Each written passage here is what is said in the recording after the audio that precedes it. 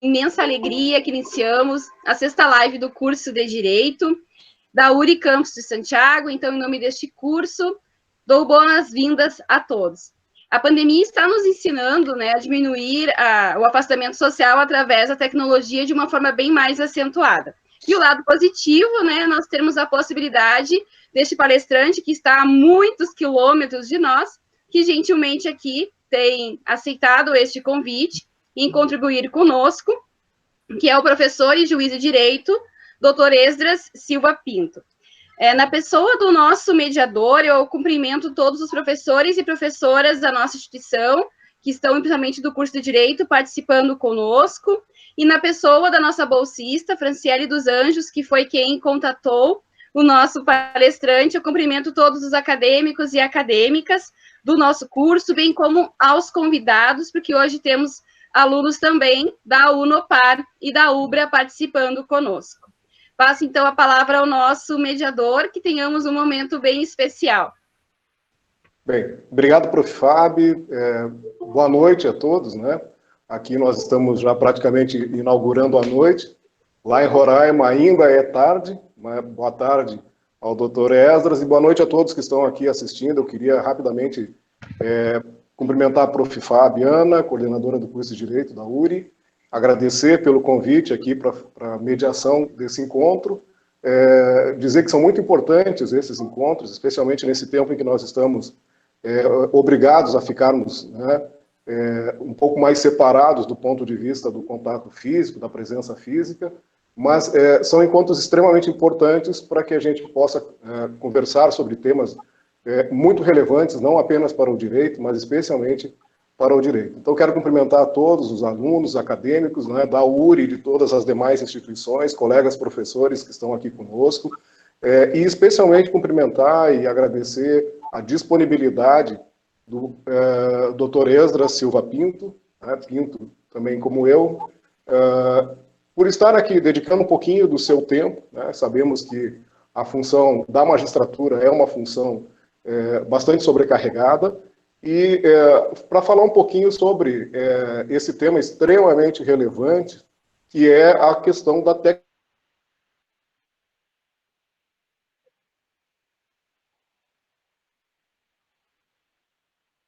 Oi, travou só para mim? Para mim também travou. Tá. Eu acredito que a internet do Prof. Guto deve, então, ter tido um probleminha. Pessoal, meus meninos estão tocando terror. Vocês estão escutando choro? Não. Não, né? Então tá, porque senão eu usaria um microfone para ficar captando só a minha voz. Não, mas nós não estamos ouvindo aqui, tá tudo muito tranquilo. Eu acredito que, então, enquanto o professor Antônio Augusto volta, né, então eu já posso passar a palavra de imediato, né, ao nosso painelista virtual. Bem-vindo. Obrigado, professora Fabiana. Pessoal, eu queria inicialmente agradecer o convite que vocês, da Universidade de Santiago, me proporcionaram.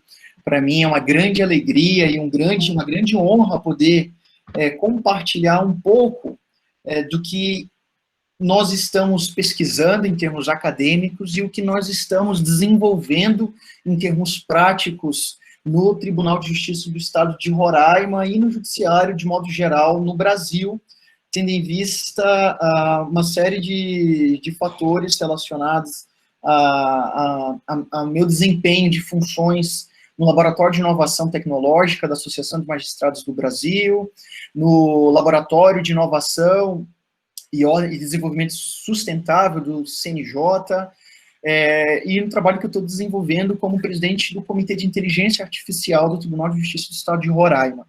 Mas isso dentro, sempre, de um olhar de alguém que estuda, pesquisa e reflete o direito, tentando entender o que está acontecendo a fim de se preparar para essa nova onda, essa nova fase do direito. Então, o que eu vou querer trazer aqui, na verdade, é um bate-papo, tá? Eu sou professor de processo civil da Faculdade Catedral, uma faculdade particular em Boa Vista, Roraima, leciono em alguns cursos também preparatórios para concursos, como, por exemplo, o LESEM, que é concurso preparatório para magistratura, Ministério Público, enfim.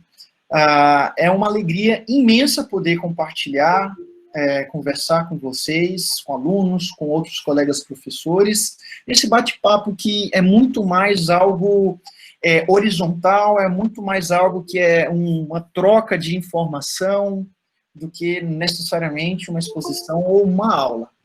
Então, quero agradecer em especial a professora Fabiana por essa oportunidade, a Franciele, que fez o contato comigo, me descobriu ali no Instagram, sugeriu meu nome, e ao nosso mediador, professor Antônio Augusto. Então, vamos lá, pessoal. Inicialmente, eu sou magistrado, juiz de direito, Tribunal de Justiça do Estado de Roraima, e atuo no Comitê de Inteligência Artificial do Tribunal como juiz auxiliar da presidência, coordenando a área de tecnologia da informação. Isso se dá em razão de uma visão que está cada vez mais forte no âmbito do Poder Judiciário, de que a tecnologia não é mais algo acessório e periférico no agir, na atuação do Poder Judiciário e da atuação dos juristas, dos profissionais do direito, de modo geral. Então, a gente precisa compreender esse fenômeno de imbricação entre direito e tecnologia por várias camadas distintas. A primeira camada é em relação aos impactos que a tecnologia traz na sociedade e o que isso significa e representa em termos de desafios para os profissionais do direito, para nós, juízes, promotores, defensores, advogados, professores de direito e juristas, pensadores sociais de modo geral. Primeira coisa, a gente precisa entender quais são as definições de tecnologia para a gente conseguir avançar e compreender esse fenômeno e seus impactos na nossa sociedade.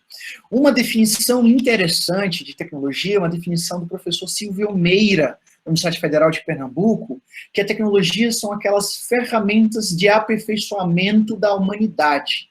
São ferramentas criadas pelo homem para se aperfeiçoar, para dominar a natureza, para se adaptar, para trazer conforto, para trazer facilidades. E o impacto da tecnologia na sociedade humana, ela não é algo atual, ele sempre aconteceu.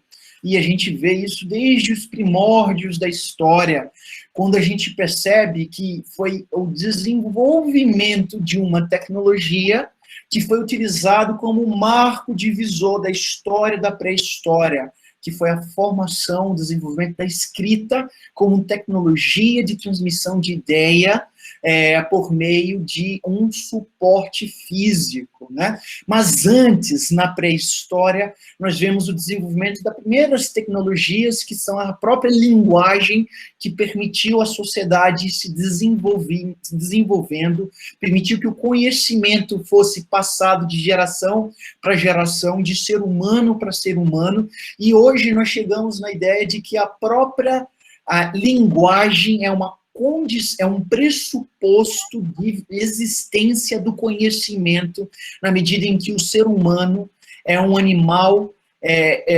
capaz de criar inteligência a partir dos seus relacionamentos. E a partir dos seus relacionamentos, há uma necessidade cada vez maior de regulamentação, de estabelecimento de normas, de parâmetros de comportamento, que gerou o nosso objeto de estudo, que é o direito.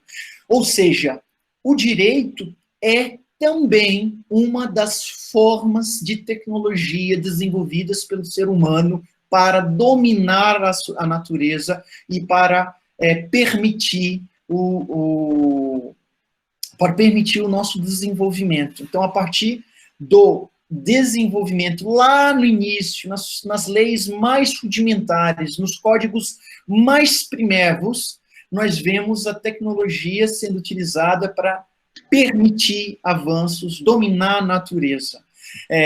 Isso, nós vemos que a tecnologia, ela conforma a sociedade, na medida em que ela estabelece culturas e permite com que nós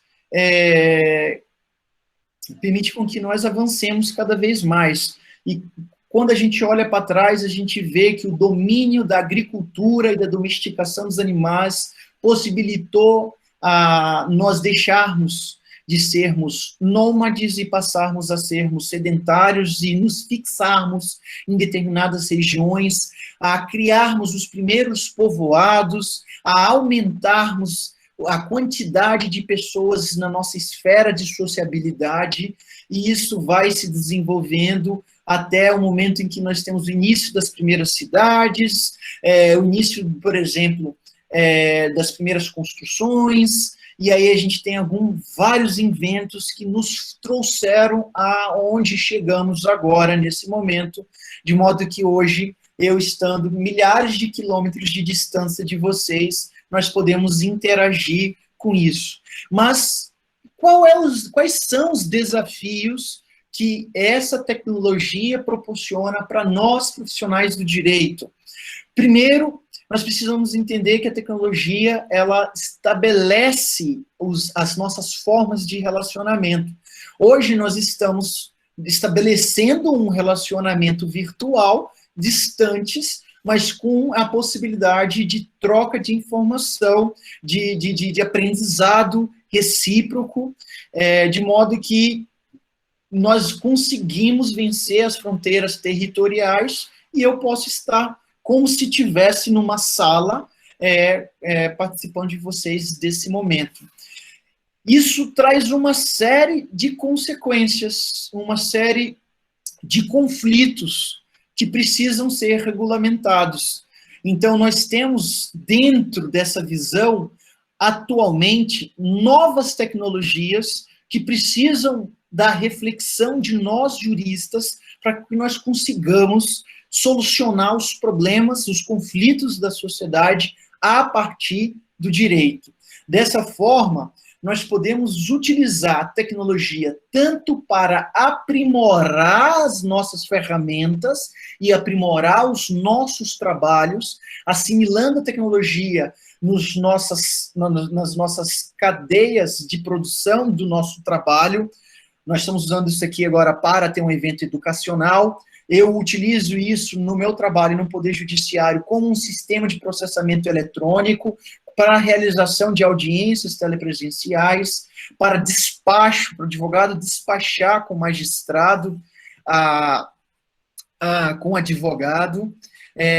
Mas a tecnologia precisa ser também compreendida como uma fonte imensa de conflitos sociais e que nós precisamos compreendê-los para regulamentarmos, para definirmos limites e usos, a fim de que nós consigamos manter a harmonia social.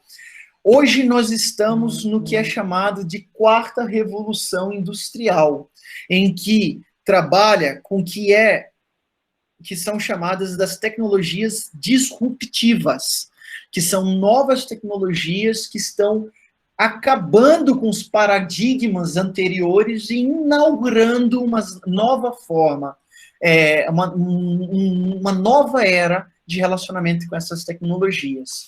E isso está acontecendo de uma velocidade muito grande. Tanto é que os estudos de hoje já se sustenta que em 2 horas do 2020, nós estamos produzindo a quantidade de informação, de dado, correspondente a tudo que nós já produzimos até agora. Todas as informações do passado que foram, de alguma forma, registradas, e nós temos os seus registros, sejam pinturas rupestres, sejam porcelanatos, sejam ferramentas, sejam livros, sejam pergaminhos, sejam músicas, pinturas, imagens. Hoje, a cada 2 horas, nós produzimos a mesma quantidade de informação. E o que isso significa? Significa que, primeiro, não significa que toda informação que nós estamos produzindo é informação de boa qualidade, é informação que vai nos agregar. Mas significa que nós hoje vivemos uma sociedade de informação. Inclusive, tem se definido a nossa sociedade atual como uma sociedade de informação em rede. E isso, com o advento da internet, com o desenvolvimento cada vez mais, com mais performance dos computadores pessoais, do processamento de dados e da capacidade de memória, de armazenamento, inclusive agora com o que é chamado de armazenamento em nuvem, né? Nós estamos cada vez mais expandindo as fronteiras que nós antigamente conhecíamos. Isso não apenas no tocante à tecnologia da informação, no tocante à informatização, mas também na tecnologia biogenética, né? Que tem uma série de consequências.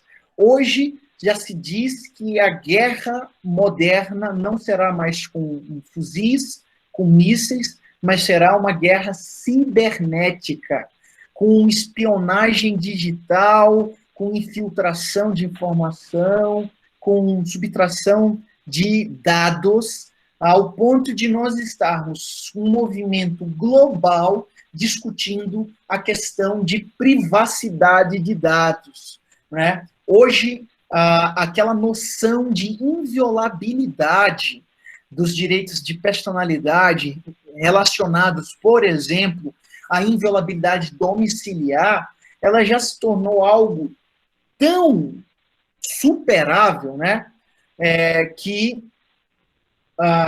é possível, por exemplo, eu estando aqui na minha residência, eu ser vítima de um ataque, de uma invasão digital, e pessoas mal intencionadas têm acesso à minha webcam, meu microfone, e conseguem violar meu domicílio sem ingressar fisicamente.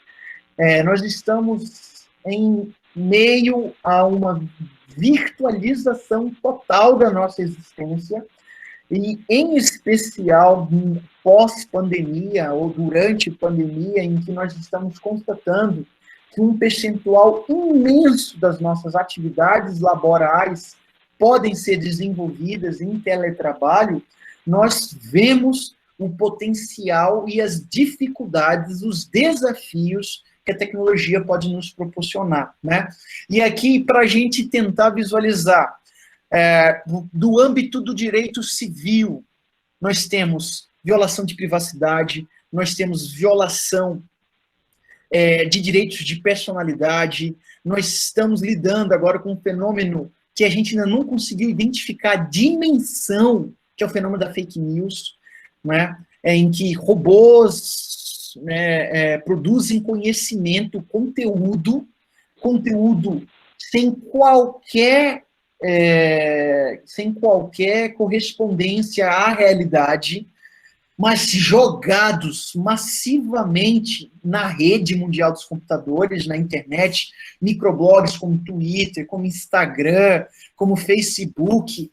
Essas informações são capazes de interferir na nossa noção psicológica, emocional do que é a nossa realidade. Isso porque, e a gente volta àquela compreensão de que a gente vai para a epistemologia, né? Nós temos uma limitação de compreender o mundo, e essa limitação decorre da nossa capacidade de comunicação, da nossa capacidade de apreensão e da nossa quantidade de informação. Nós nos relacionamos uns com os outros e com os fatos da natureza e da vida a partir dessa nossa bagagem cultural. E se eu tenho essa minha bagagem cultural sendo afetada diariamente a partir de telejornais, a partir de Instagram, de Twitter, de Facebook, de YouTube, isso é capaz de condicionar os nossos mundos e criar realidades. E o que isso pode gerar? Isso pode gerar, em termos sociopolíticos, uma completa crise em termos de democracia e em termos de sistema eleitoral, né? De modo a interferir bastante nos futuros de uma nação, nas escolhas políticas de uma nação. E isso independente de lado. Então, vejam os desafios que nós temos, né? Um outro desafio, por exemplo, é em relação a fraudes, e aí gerando uma instabilidade nas nossas redes de contratação, de negócios, né? Nós temos aí possibilidade de interferência na nossa volição, na nossa autonomia, e é isso gerando negócios jurídicos inválidos, né, por vícios de consentimentos. Nós temos a possibilidade de fraudes de negócios jurídicos, nós temos a possibilidade de interferência nas nossas relações sociais mais íntimas dentro da nossa família, e isso interferir, por exemplo, no direito de família. Nós temos um mundo de possibilidades em termos de responsabilização, notadamente quanto à violação de danos de natureza moral, né, quanto à liberdade de expressão, de limites. Nós estamos diante de uma total possibilidade de mudança do nosso sistema monetário, com blockchain, com pagamentos a partir de aplicativos, como, por exemplo, o WhatsApp acabou de anunciar, que vai trazer para o Brasil, vai ser um dos primeiros países a ter uma funcionalidade de poder, pelo aplicativo, transferir dinheiro, fazer pagamentos, né? Hoje, na China, praticamente não existe mais papel moeda. As pessoas com seu smartphone vão naquela vendinha, naquela feira artesanal, e lá na frente tem um QR Code, ele passa ali o QR Code e ele faz uma transferência que imediatamente o vendedor recebe, opa, tá pago, pode levar o seu artesanato, né? Na feira de vegetais, enfim, da compra do carro de luxo, do imóvel, para a compra daquilo que é mais comezinho no nosso dia a dia, vai ser possível ser feito a partir de um celular, ou também do que é chamado de wearables, né, que são os gadgets colados no nosso corpo. Atualmente, nós temos aquelas Fitbands, nós temos os iWatches, né, enfim. E tudo isso vai gerar conflitos, vai gerar inseguranças e vai gerar necessidades de regulamentação. Mas vamos mudar um pouquinho. Direito penal. No direito penal, nós já começamos no Brasil a iniciar a assimilação de alguns crimes que nós nunca antes tínhamos imaginado que isso iria acontecer, que é a desmaterialização dos crimes, como, por exemplo, invasão de dispositivo eletrônico, né, com a lei Carolina Dickmann, em que houve uma invasão no computador da Carolina Dickmann, com a subtração de dados sensíveis, que no caso dela eram imagens, enfim, na privacidade dela, que foram utilizadas para extorquí-la. Carolina, se você não pagar, transferir essa grana para essa conta lá num banco, num paraíso fiscal, eu vou liberar essas imagens que vai prejudicar as tuas contratações contratações para comércio, para publicidade, vai te expor. Você quer que eu libere isso? Então você vai ter que pagar. Ou seja, antigamente a gente tinha esse tipo de extorsão mediante sequestro de pessoa.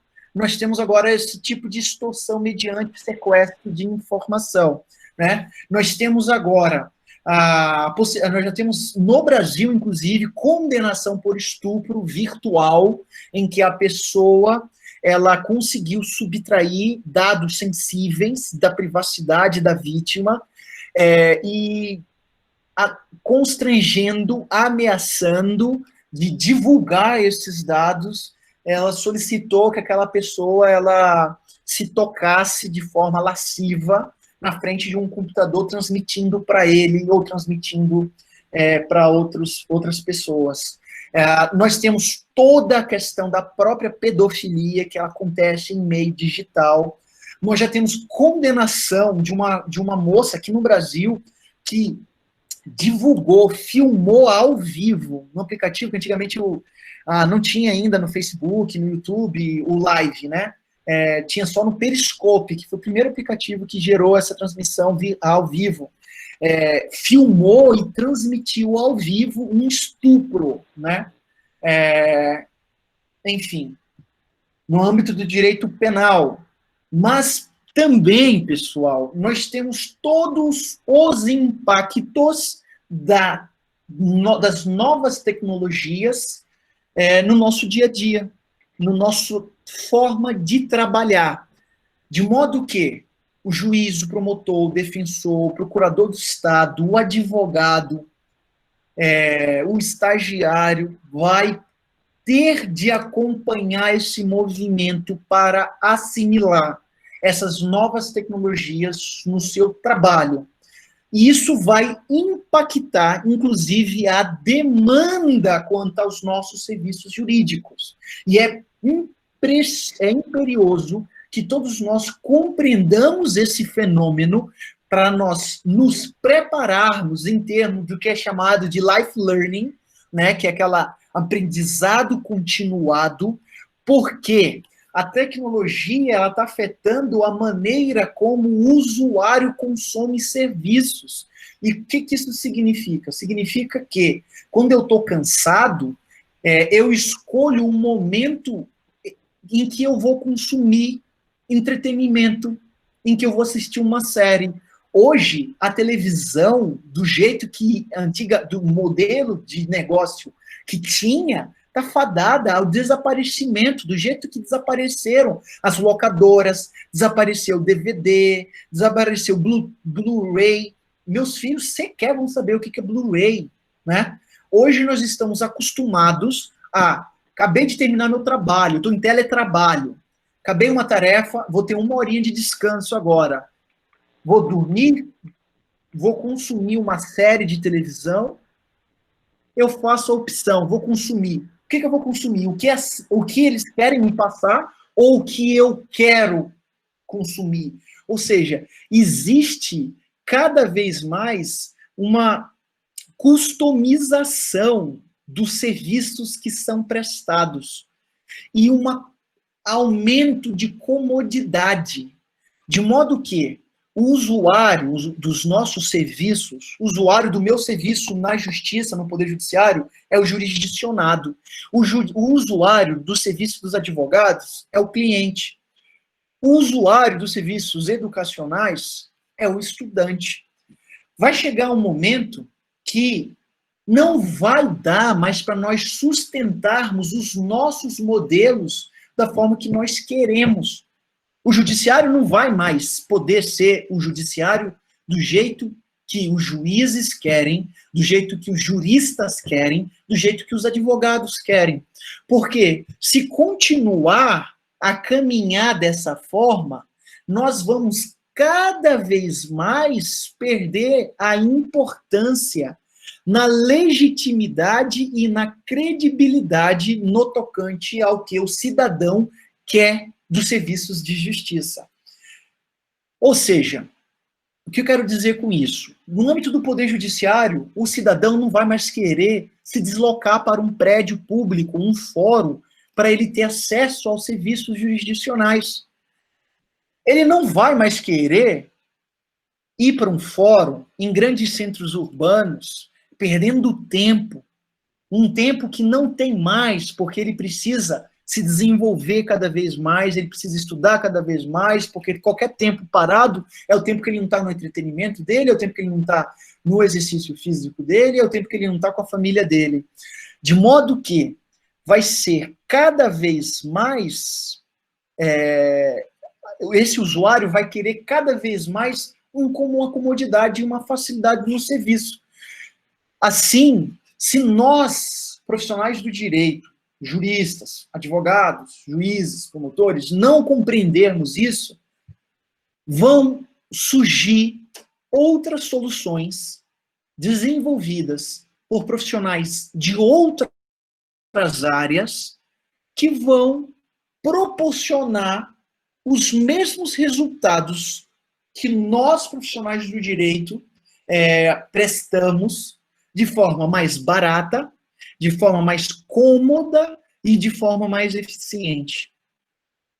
Ou seja, se nós não pararmos com a mentalidade de que, eu sou do direito, não sou da TI, eu sou do direito, não sou da medicina, eu sou do direito, não sou da arquitetura, não sou do design, nós não vamos conseguir acompanhar isso. E não vai ter no futuro próximo, não vai ter lobby de classe trabalhadora, profissional, está todo mundo mudando.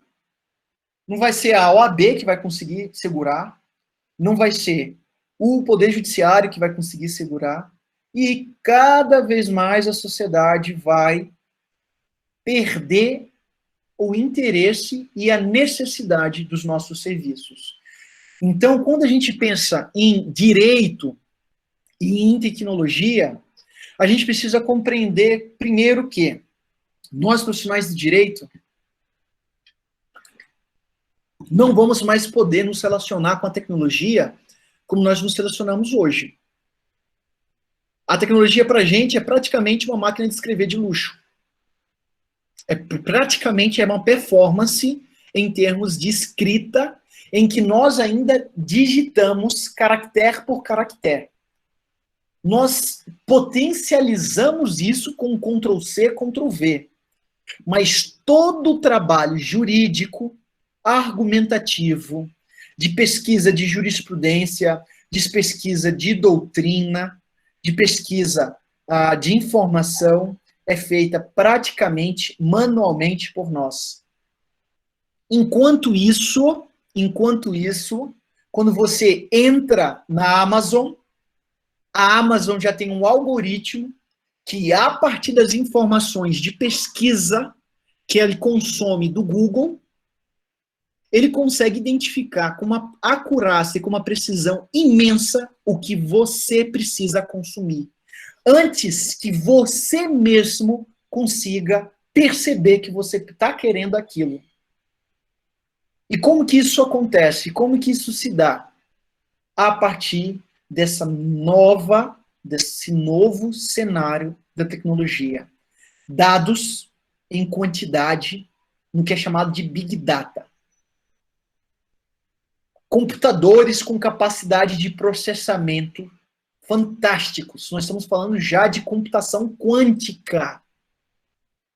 Só para vocês terem ideia, o PlayStation 3, quando foi lançado em 2005, o PlayStation 3, quando foi lançado em 2005, ele correspondia, em termos de processamento, a um dos mais potentes computadores de 2001, que custou 32 milhões de dólares para ser desenvolvido. Ou seja, em apenas 4 anos, de praticamente um quarto, com um supercomputador desses, de 32 milhões, em apenas 4 anos, foi capaz de ser comercializado esse mesmo computador em massa por 500 dólares e que servia exclusivamente para entretenimento. Ou seja, nós não conseguimos compreender o que é possível de ser feito nos próximos 5 anos. E se nós, profissionais do direito, não acompanharmos isso, o direito de família vai ficar ultrapassado. Nós estamos falando ainda de união estável. A união estável, ela já não é mais nem discussão. Hoje, os relacionamentos, eles são relacionamentos, inclusive, online. Nós estamos aí com o Tinder, que está mudando a forma das pessoas se conhecerem e se relacionarem. Né? Nós temos aí, e é interessante que alguns instrumentos de futurismo, né, a arte, ela tem essa capacidade de antecipar algumas coisas.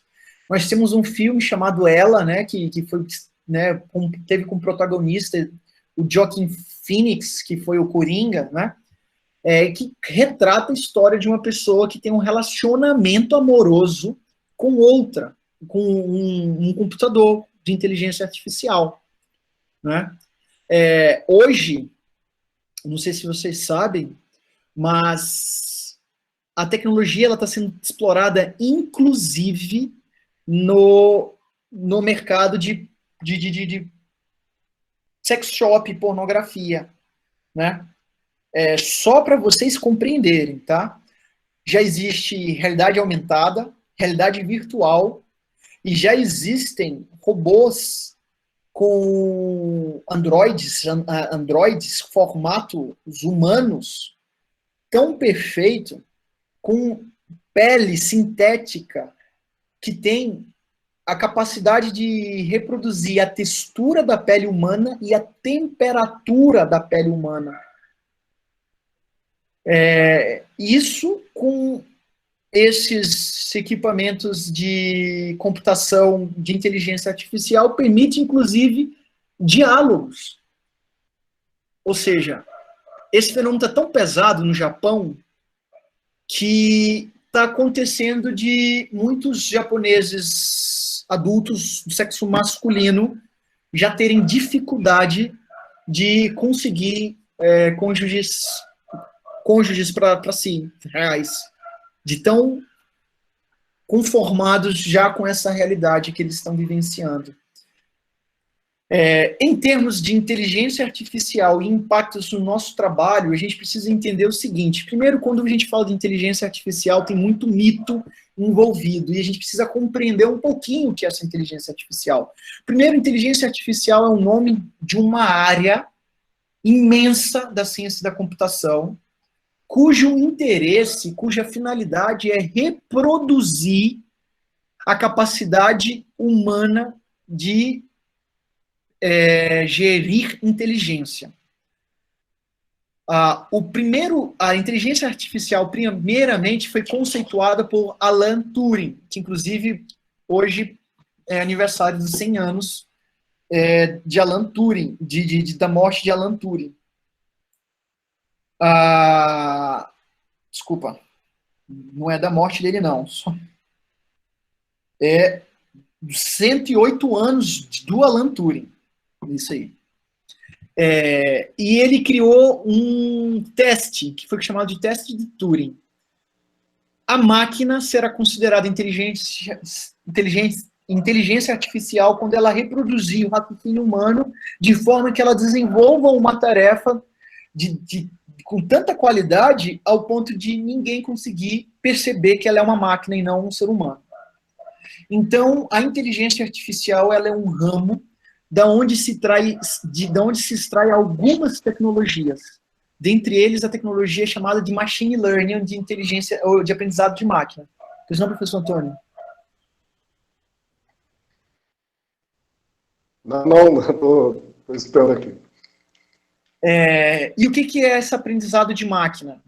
O aprendizado de máquina é a capacidade do sistema receber dados, interpretar esses dados por si e chegar às conclusões necessárias que ele precisa chegar. Ou seja, um sistema que adota inteligência artificial e o aprendizado de máquina, ele é capaz, ele precisa ser alimentado com dados, esses dados que são chamados dados de entrada, que é o input, e os dados de saída, que é o output.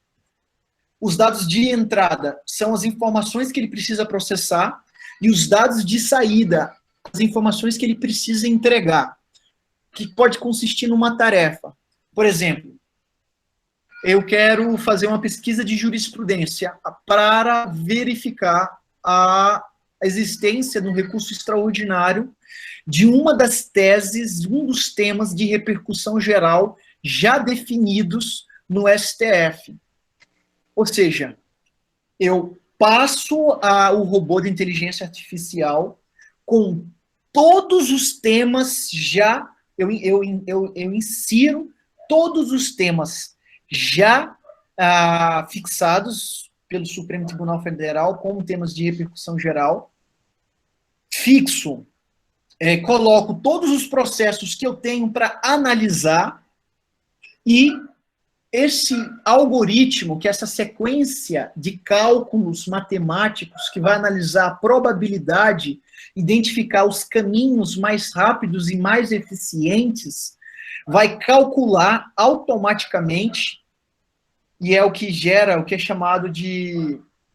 E é um dos problemas, um dos riscos da inteligência artificial, é que a gente não tem capacidade de auditar todos os cálculos que o algoritmo faz para compreender quais foram os passo a passo que geraram aquela decisão. Ele vai processar tudo isso e ele vai identificar. Esse recurso extraordinário não tem nenhuma tese vinculada. Esse recurso extraordinário já tem tese, está aqui. O Supremo não precisa conhecer, pode voltar, não precisa admitir esse recurso extraordinário. Tribunal, vincula essa tese aqui e cumpre somente isso. É o que o robô de inteligência artificial Vitor do Supremo Tribunal Federal está fazendo. Ou seja, e o que o Vitor vai corresponder em termos de trabalho? O Vitor faz o que um setor do Supremo Tribunal Federal fazia em termos de pré-análise de admissibilidade de recursos extraordinários. Um setor de 30 servidores, o que ele fazia em uma semana, esse setor, trabalhando durante o expediente, o Vitor faz em questão de minutos. E o Vitor trabalha 24 horas, 7 dias por semana. Ou seja, vejam a quantidade de performance que um sistema especial de inteligência artificial pode promover na execução de uma tarefa que antigamente é uma tarefa eminentemente jurídica, em que exigia análise da petição, exigia conhecimento de jurisprudência, exigia uma série de ferramentas de hermenêutica jurídica e exigia um trabalho de confecção de uma decisão a partir das conclusões nessa cadeia de produção. Nós estamos falando de um setor que era formado por analistas judiciários, bacharéis em direito, que passaram um concurso público extremamente complexo e concorrido. Pessoal, nos Estados Unidos foi feita uma competição com 26 advogados. E o que eles fizeram? Eles pegaram esse algoritmo, levaram para esse hardware, colocaram vários contratos de sigilo com cláusulas sensíveis, colocaram vários contratos e vários resultados. O que a máquina deveria fazer? A máquina, ela processa as informações, identifica padrões, de modo a conseguir reproduzir esses padrões em outros contratos para conseguir aqueles mesmos resultados. E o que eles fizeram? Pegaram esses 26 advogados, foi um experimento da Universidade de Stanford, colocaram para analisar esses contratos de sigilo, para verificar essas cláusulas sensíveis desses contratos de sigilo. O advogado desses 26, com a melhor performance, conseguiu uma performance de 96% de acurácia. O robô, a média dos advogados ficou em 67%. O melhor, o advogado que mais se destacou, 96% de acurácia, de assertividade, de correção. A máquina conseguiu também os 96%. E ela foi treinada rapidamente. Ela não precisou de 5 anos de graduação de direito, não precisou de experiência na prática. Ela conseguiu esses mesmos 96% de eficiência.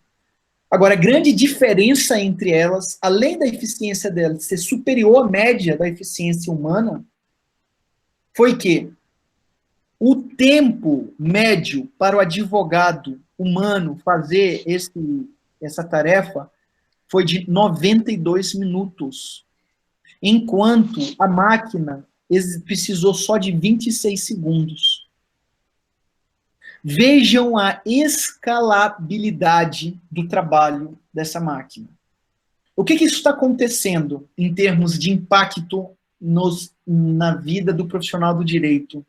Nos Estados Unidos, diferentemente do que no Brasil, o curso de direito é um curso de pós-graduação em que exige já um BA ou um college antes da pessoa ela fazer essa pós-graduação em direito, que é um LLM, é um JD, tá? Juris Doctor, de modo que é muito caro fazer, e não, é muito dispendioso. Nós temos poucos advogados e poucos acessos, e por isso o advogado tem um custo de trabalho muito caro. Tanto é caro que lá existe a profissão que é chamada do paralegal. Né? Se vocês assistirem Suits, vocês vão ver isso, né? Naquela série Suits, nós temos aí o Mike, e temos a princesa, né, que não é mais princesa lá da Inglaterra, casou com o príncipe, já até esqueci o nome do príncipe. Ela é uma paralegal. Simplesmente, a maioria dos escritórios estão demitindo todos os seus paralegais. Por quê? Qual que era o trabalho do paralegal? O trabalho deles era analisar a jurisprudência. Como é um sistema de precedentes muito mais intenso que o nosso, em que há uma necessidade muito grande de pesquisas anteriores de precedentes, quem fazia esse trabalho com caixas e caixas de documento, com vários processos, se vocês assistirem Suits, vocês vão ver que boa parte eles no escritório, analisando um tempo, documentos, correndo atrás de informação. Isso é só pegar esses documentos, passar por um scanner, osserizar, que é uma tecnologia em que pega a imagem, os caracteres em imagem, transforma em texto, e aí joga para processar esse texto inteiro, e de modo a buscar, a partir de análise de similaridade, quais decisões anteriores são as decisões mais aderentes ao caso concreto. Isso nós já estamos fazendo aqui no Brasil. Existe um portal chamado Corpus 927, que está sendo desenvolvido pela Infam, Escola Nacional de Formação e Aperfeiçoamento dos Magistrados, e a OAB também está fazendo isso com o pessoal da Legal Labs. Eles estão fazendo um grande portal, cada um com iniciativas diferentes, de pesquisa de jurisprudência, que está colocando dentro desse grande portal todas as jurisprudências, né, as decisões, acórdãos de tribunais de justiça, tribunais regionais federais, STJ, STF. Ou seja, nós vamos pesquisar praticamente como a gente pesquisa no Google. Vocês já perceberam que a gente pesquisa no Google? A pesquisa no Google é inteligente?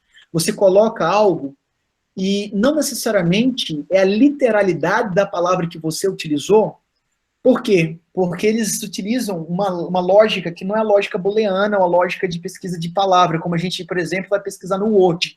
Quando você vai por pesquisar no Word, judiciário, você coloca Ctrl F, judiciário, vai lá, a literalidade, onde está a palavra judiciário, judiciário, judiciário, judiciário. Se você colocar justiça, ela não vai encontrar se você não tiver a palavra justiça. E ele não vai entender que justiça não está relacionada ao judiciário. Já quando você coloca um motor de pesquisa com inteligência artificial, ele é capaz de fazer essas análises de similaridade e fazer buscas a partir da semântica da palavra, né? E aí, nesses portais de pesquisa, se pesquisa por meio disso. É sensacional, pessoal. Eu pesquiso, por exemplo, lá no Corpus 927, quando eu quero um instituto jurídico, por exemplo, vou sentenciar, quero verificar como é que o Supremo, o STJ e o meu tribunal, eu coloco lá, reincidência, artigo 65. Pronto, ele já vai pesquisando várias, ele já pesquisa em todos os bancos de dados do Supremo, do STJ e de outros tribunais. Uma outra ferramenta, vocês já pesquisaram alguma coisa de jurisprudência no Google e vocês encontraram, como primeira situação de pesquisa, uma startup chamada Jus Brasil? Já viram Jus Brasil? É super comum, você joga lá, não vem do Supremo, mas vem do Jus Brasil. A Jus Brasil faz exatamente isso, ela tem robôs que ficam fazendo pesquisas nos sites dos tribunais como se fosse agente. Ele automatiza essas pesquisas e ele utiliza exatamente isso e ele cobra um preço, ele cobra por esse serviço de localização dessas jurisprudências. Ou seja, num futuro bastante próximo, nós, profissionais do direito, vamos precisar revisitar a nossa forma, o nosso modelo de negócio de trabalho, a fim de se readequar, de continuarmos sendo necessários para o desenvolvimento dessas funções jurídicas. Porque senão nós vamos nos tornar obsoletos, e o que acontece com uma tecnologia obsoleta? Ela é substituída. E quando a gente para e pensa, ninguém de nós está seguro em termos de colocação profissional. Pessoal, pelo amor de Deus, eu não estou fazendo isso para vocês ficarem, nossa, que terrorismo, estou lascado, eu estou investindo na área errada. Não é isso. Por quê? Porque quando a gente compreende o que a máquina faz, qual é a capacidade da máquina, o que ela pode entregar, a gente começa a perceber quais são as habilidades humanas que a máquina não consegue reproduzir. E percebendo isso, a gente investe no desenvolvimento desses talentos, dessas habilidades.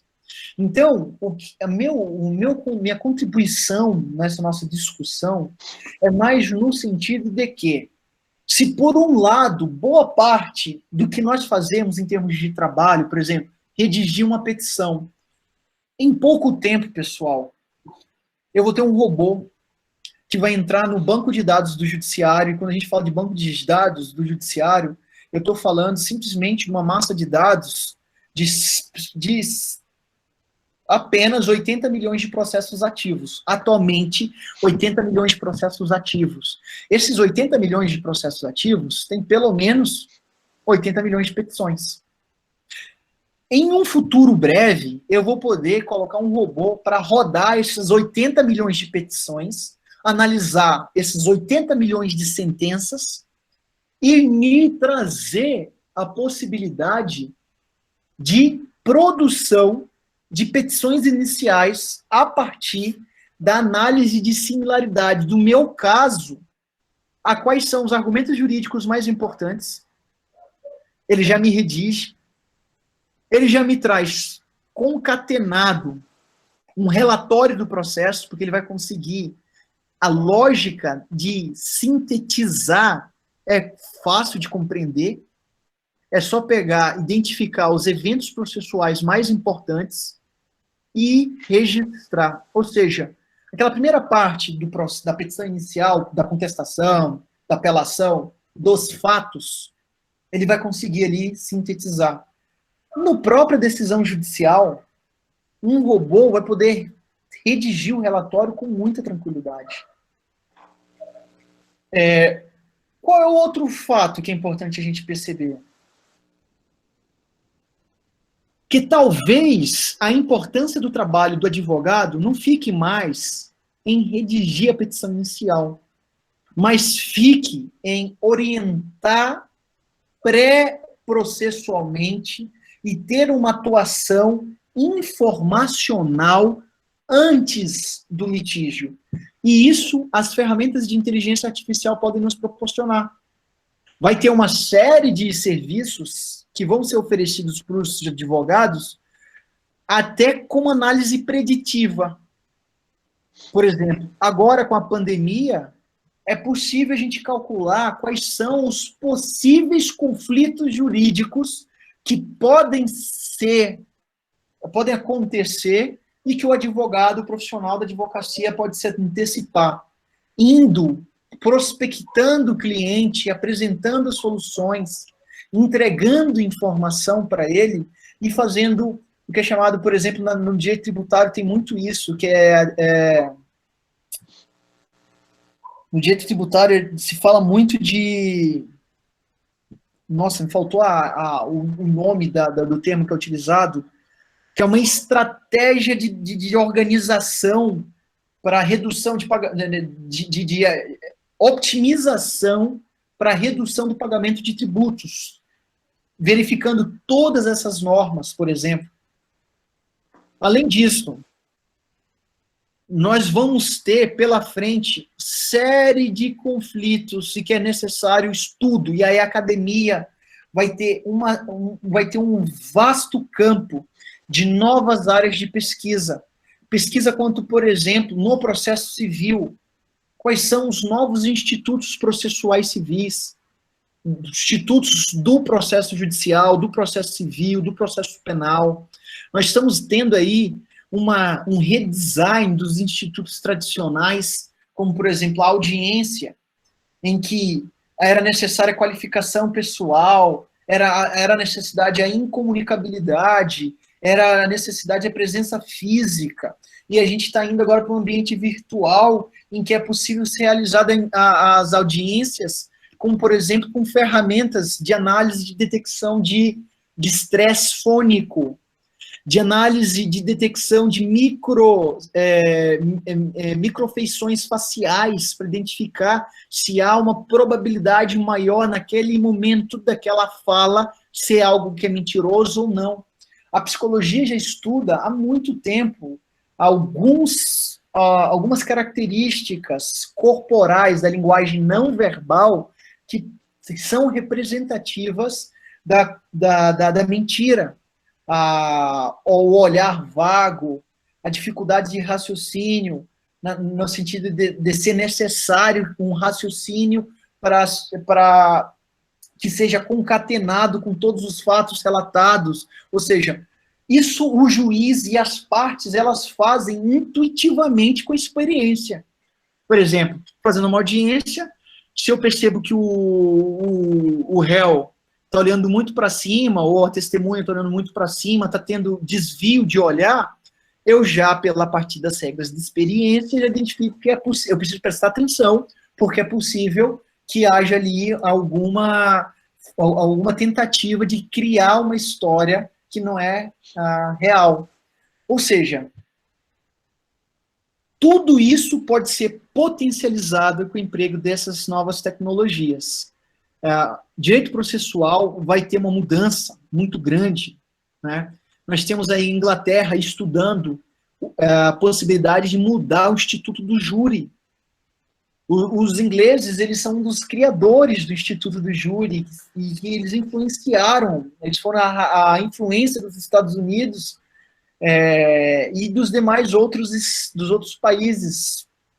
Os ingleses são extremamente tradicionais, ao ponto de os juízes ingleses continuarem utilizando aquela peruca, o wig, né, aquela peruquinha branca.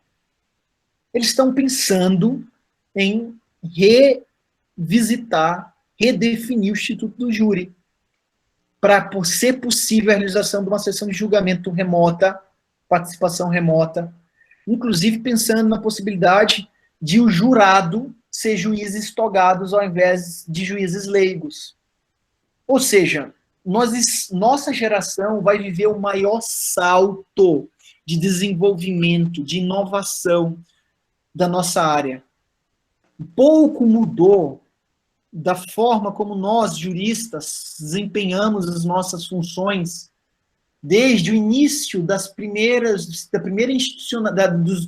passos de institucionalização do Poder Judiciário no Império Romano, dos primeiros advogados como alguém técnico responsável pelo oferecimento da defesa de outrem perante uma autoridade julgadora, é que basicamente a gente utiliza as mesmas estruturas da lógica tradicional, da lógica aristotélica, né? Em que quando a gente vai estudar, inclusive a lógica atual, Perelman, lógica jurídica, fundamentação, a legal reasoning, né? A lógica jurídica, a gente vai entender que nós utilizamos as mesmas ferramentas de lógica de 1800, de Aristóteles. Ou seja, tem um exercício bastante interessante para a gente perceber a diferença disso. É o seguinte, na década de 80, já existiam as máquinas de datilografar, e os profissionais do direito já utilizavam as máquinas de datilografar para redigir suas petições e peticionar no judiciário.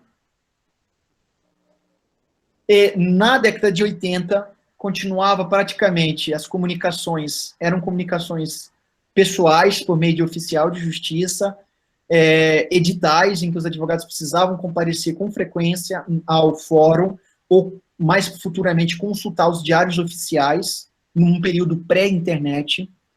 E se a gente pegar esse profissional do direito para cá, trazer em 2020, ele vai ficar, nossa, tem um processo eletrônico. Mas quando ele parar para trabalhar, ele vai ver que não tem muita dificuldade, não tem muita diferença. Ele vai ter uma dificuldade de adaptação, mas possivelmente ele conseguiria exercer a advocacia, ele conseguiria exercer a magistratura, enfim. Agora, se a gente pega um químico, um físico, um cientista da computação, e traz para agora, esse cara ele vai entrar em parafuso. Porque as transformações para ele vão ser chocantes. E se a gente pegar alguém de 1800 para cá, advogado, juiz, ele vai conseguir trabalhar. Ele vai demorar para entender que tem um computador, mas que ele vai digitar devagar. Mas ele não vai ter muita dificuldade de entender a lógica. Até porque a lógica do processamento eletrônico é a lógica do papel. Nós fizemos só uma escania, um procedimento, uma migração, uma virtualização baseada no que é chamado de escaneamento. Só escaneamos. Tanto é que o CPC 15, que já veio pós a lei do processo eletrônico, ele praticamente consegue regulamentar o processo físico e o processo eletrônico, porque se aplicam as mesmas normas para os dois tipos de processamento. Ou seja, é muito possível que nos próximos anos as transformações tecnológicas na nossa área sejam efetivamente disruptivas e interfiram, sim, na forma de nós trabalharmos. De modo que nós precisamos acompanhar esses novos tempos para nós não nos tornarmos obsoletos como ciência jurídica, e aí academia, como profissionais do direito, prestando serviço jurídico, advocacia, e aí o próprio judiciário. Porque se nós tivermos outras ferramentas de resolução rápida, pacífica, eficiente de conflitos, vocês podem ter certeza que a sociedade vai optar por essas ferramentas do que por nós. Nós precisamos mudar a maneira como nós nos relacionamos com o nosso cliente. E quando eu uso cliente, pessoal, não é que eu acho que o jurisdicionado é um cliente e que a justiça é uma prestação de um serviço privado, não é isso. Mas dentro da área de design, que é que pensa, entende, que precisa definir as etapas de trabalho voltadas às necessidades de quem consome os nossos serviços. Ou seja, O judiciário precisa pensar no jurisdicionado, e a tendência é que cada vez mais pense no jurisdicionado. Atualmente, o judiciário pensa mais no advogado, porque pensa que o advogado é o primeiro cliente do judiciário. Mas a sociedade não vai mais, nos próximos, sei lá, 10 anos, aceitar isso. O Supremo já caiu, já derrubou a necessidade de diploma de jornalismo para trabalho como jornalista. A maior parte dos ordenamentos jurídicos permite a defesa própria da pessoa. Nos Estados Unidos, em grande parte dos estados, o réu, num processo penal, ele pode fazer por ele mesmo a sua própria defesa, sem a necessidade de uma defesa técnica. Ele pode optar por isso. Hoje, já existem plataformas de resolução online de conflitos, que são aquelas ODRs, Online Dispute Resolutions, que são capazes de ligar as pessoas numa plataforma super simples, numa plataforma super intuitiva e numa plataforma treinada para entender o que leva as pessoas a aceitarem ou não um acordo, num ambiente muito mais informal e muito menos conflituoso que um fórum, em que as pessoas dos lugares onde elas se sentem confortáveis, pode ser na casa delas, pode ser na casa dos pais delas, pode ser no trabalho delas. A partir dessas ferramentas, eles criam uma ligação, um vínculo, e ele começa a oferecer informações e municiar aquelas partes envolvidas de informações, inclusive, quanto à análise preditiva, quanto a percentual de sucesso no judiciário, de modo que, quando as partes têm compreensão dos seus riscos, das suas chances de êxito, elas ficam mais propícias a realizar um acordo. Vocês querem ver um exemplo?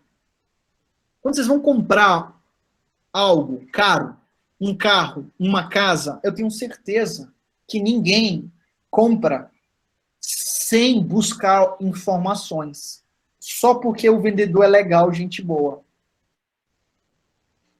Ninguém compra um veículo sem pesquisar outras concessionárias, sem pesquisar outras marcas, sem analisar se aquele automóvel é o melhor para suas necessidades, sem conhecer o automóvel, fazer um test drive. Esses sistemas são capazes de municiar de informação com muita mais velocidade essas partes do que um advogado, do que uma pessoa física, de modo que as partes envolvidas, elas ficam muito mais propícias à resolução do conflito. Eu vou dar um exemplo para vocês. O eBay, que é uma das maiores empresas de vendas online, e o eBay, qual que é a função do eBay? Ele só junta vendedor e comprador. Ele é um sistema, ele é praticamente um programa. Ele não vende, ele não tem estoque, ele não compra, ele não precisa administrar profissional de compra e venda. Ele só tem uma plataforma e que ele identifica quais são os interesses que as pessoas têm e eles oferecem aqueles produtos a partir do seu banco de dados. Colocando em contato quem quer comprar, quem quer vender. Isso a Amazon também faz, embora a Amazon também tenha estoque, e isso a AliExpress também faz, e que hoje a AliExpress é a maior plataforma de compra e venda desse jeito. Tanto a AliExpress quanto o eBay têm sistemas com inteligência artificial de resolução automatizada de conflitos. em que coloca comprador e vendedor, e ele vai lhe dando ponderações por meio de chatbot, por meio de proposta. Até a proposta de acordo é gerada por meio de estatística, análise probabilística, e isso tudo é inteligência artificial. Eles conseguem solucionar muitos, mas muitos litígios que sequer vêm para o judiciário resolver. Sequer vêm para os advogados resolverem. A China já tem tribunais de internet. A AliExpress fica sediada na cidade de Changzhou. A China desenvolveu o primeiro tribunal 100% online. O tribunal não tem fórum, não tem sede fixa, sede física.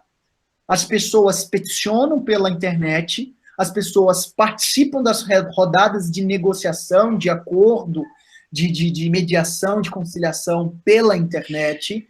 As pessoas, caso seja necessário uma instrução, participam da audiência pela internet, e os juízes têm como apoio à decisão inteligência artificial, rodando a massa de dados, verificando casos semelhantes e trazendo informações para dar suporte para o juiz decidir.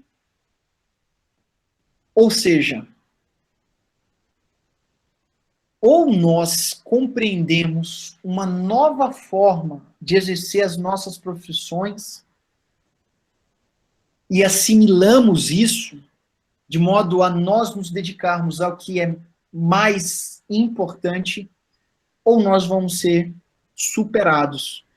E aqui nós precisamos também perceber o seguinte: não importa o quanto nós, profissionais do direito, tentemos resistir, a tecnologia vai entrar. Ela entrou na nossa casa, ela entrou nas nossas vidas, e ela faz parte das nossas existências. A tecnologia, ela vai se tornar, e esse tipo de tecnologia, no âmbito do poder público, vai deixar de ser uma ferramenta de optimização e vai passar a ser política de administração pública, de gestão pública.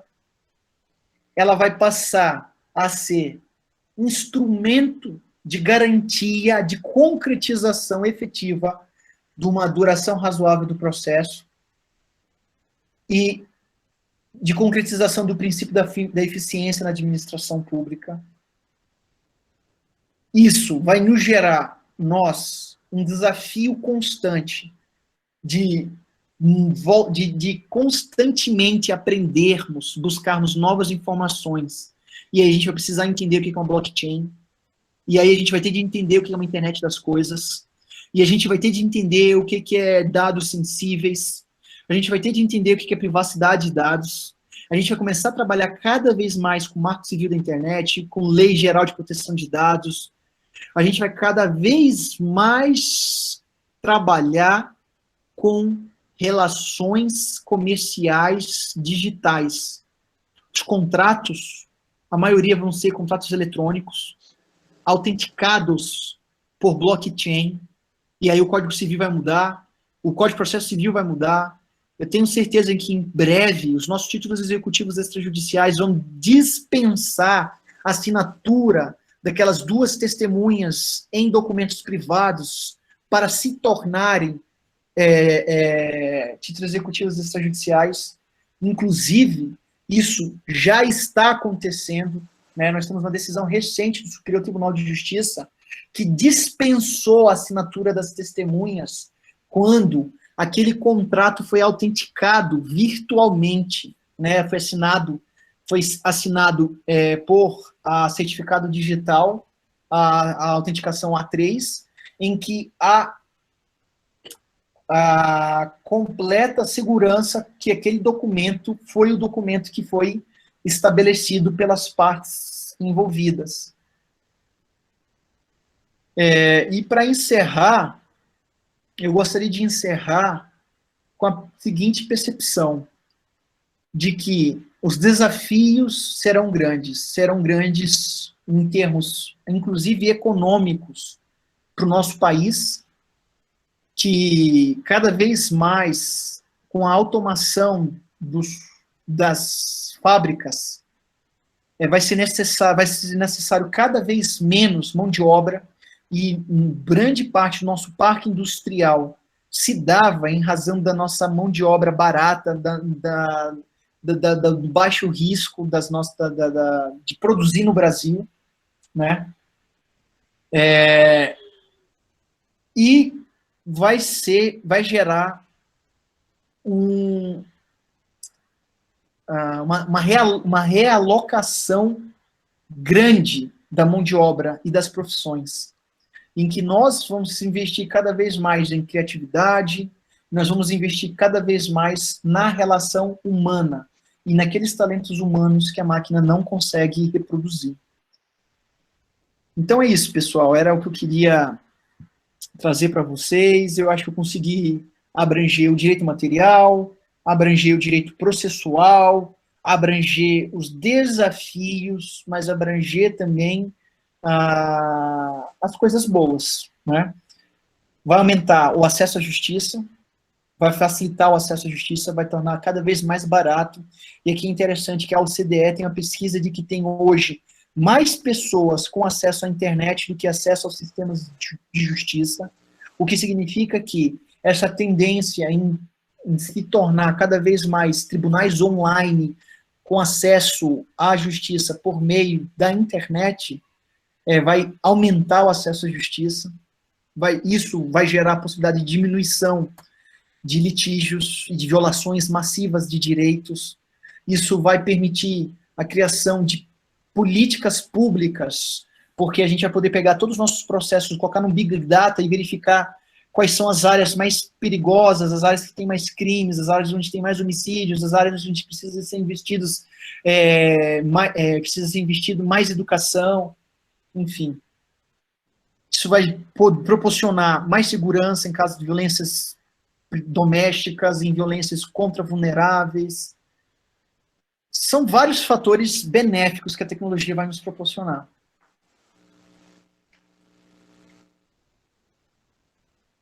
E é isso, pessoal. Muito obrigado pela sua oportunidade. Espero que tenha sido proveitosa. Estou à disposição se vocês quiserem bater um papo, tirar mais algumas dúvidas. Bom, agradecendo ao professor Esdras pelas valiosíssimas e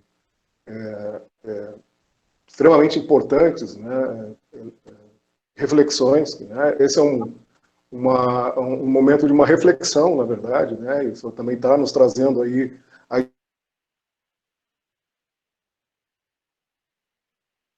Professor Antônio, vocês estão me ouvindo? Sim, estou te ouvindo bem. Eu acredito que a conexão do professor Antônio deve ter caído novamente. Eu acho que acredito que ele caiu mesmo. Mas na mesma linha do que o professor Antônio Augusto, que nós chamamos de Prof. Guto aqui, nosso professor Guto, nós ficamos realmente impactados pelas questões de reflexões, que embora nós tenhamos realmente, talvez, resistido em pensar, eu não digo que seja uma resistência só de uma implementação, mas é uma resistência de pensar e tentar, principalmente, se colocar enquanto sujeito nessa sociedade tecnológica que o direito nos apresenta. E nesse momento, assim, que ficamos refletindo, eu percebo que alguns acadêmicos também já colocaram alguns questionamentos aqui. Então, já que te colocastes à disposição, para que nós possamos fazer esse bate-papo, eu vou fazer esse meio campo, lendo algumas dessas informações. O Adair, ele faz o seguinte questionamento. Devido à situação atual de pandemia em que estamos vivendo, qual a possibilidade das audiências acontecerem de forma online e quais os pontos positivos e negativos que verificas? Maravilha. Para iniciar essa resposta, é interessante dizer, primeiro, que desde 2016, o Tribunal de Justiça de Roraima realiza as audiências por videoconferência. Nós tivemos um pouquinho de resistência no começo, em especial contra a advocacia criminal, porque estava acostumada, tem toda aquela tradição, daquela situação, daquela percepção de que o juiz ter o contato físico com a testemunha, com a vítima, com o réu, pode trazer para ele mais informações do que um contato virtual, em que os únicos sentidos, né, a única experiência sensorial é a visão e a audição, né?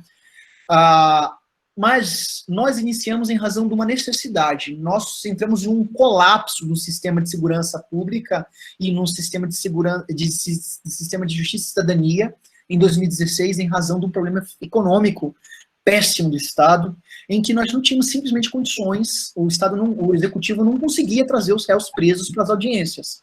Ou seja, nós passamos praticamente 3 meses sem realizar audiências com réus presos, porque os réus presos não podiam ser conduzidos. Isso gerou uma série de questionamentos, pedidos de relaxamento de prisão cautelar, por excesso de prazo, enfim, foi um caos, né? Aí a gente desenvolveu essa ferramenta, inicialmente utilizou-se para os réus presos, né? Logo, os advogados começaram a ficar mais à vontade com a ferramenta, os promotores, os defensores, e nós temos uma situação bastante interessante em Roraima, é que 90% da população mora na capital. É o primeiro estado menos povoado do Brasil, né? Nós temos aí 500 mil habitantes para um estado gigante. É a menor densidade demográfica do Brasil. As comarcas do interior, o advogado, quando ele precisava atuar na comarca do interior, ele precisava se deslocar para participar da audiência, precisava se deslocar para despachar com o magistrado. Daí, com esse sistema, ele conseguiu participar das audiências sem precisar se deslocar. A parte, o cliente dele, que muitas vezes morava em Boa Vista, embora ele tenha praticado o crime, às vezes, né, no processo criminal, na comarca do interior, ele mudava para Boa Vista. E ele podia, mesmo estando solto ou preso, participar remotamente. E o que aconteceu?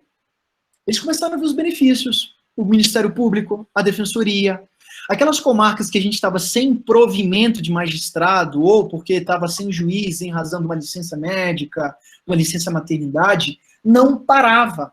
Porque um juiz da capital podia realizar as audiências daquela vara do interior. Ou seja, hoje nós já fizemos audiências com pessoas no Japão. Isso antes da pandemia, pessoal. Nós já fizemos audiências com pessoas na Austrália, na Espanha, em Portugal, nos juizados especiais. Isso é ótimo, porque isso não gera revelia, isso não gera distinção do processo. A gente está com o quê? Com o princípio da primazia do mérito.